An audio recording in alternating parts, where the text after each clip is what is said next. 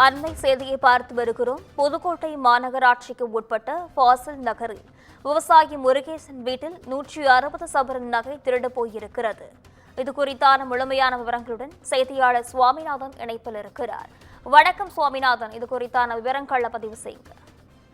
புதுக்கோட்டையில் விவசாயியின் வீட்டில் 160 சவரன் நகை மற்றும் 3 லட்சம் ரூபாய் ரொக்க பணம் பறிபோன கொள்ளையடிக்கப்பட்ட சம்பவம் பெரும் பரபரப்பை ஏற்படுத்தியுள்ளது. அதாவது புதுக்கோட்டை மாநகராட்சிக்கு உட்பட்ட மாலையீடு அருகே உள்ள பாசில் நகரில் வசிக்கும் சொந்த ராங்கியத்தைச் சேர்ந்தவர் விவசாயி முருகேசன்.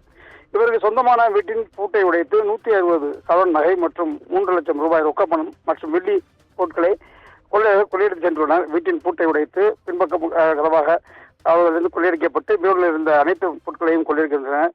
அது நேற்று ஆடி 18 பெருக்கு விழா முன்னிட்டு கொண்டாட அந்த நிகழ்ச்சி விழாவிற்காக முருகேசன் குடும்பத்தினோடு சொந்த ஊரான ராங்கியத்திற்கு சென்றிருந்த நிலையில் இந்த கொள்ளையான சம்பவம் நடைபெற்றுள்ளது.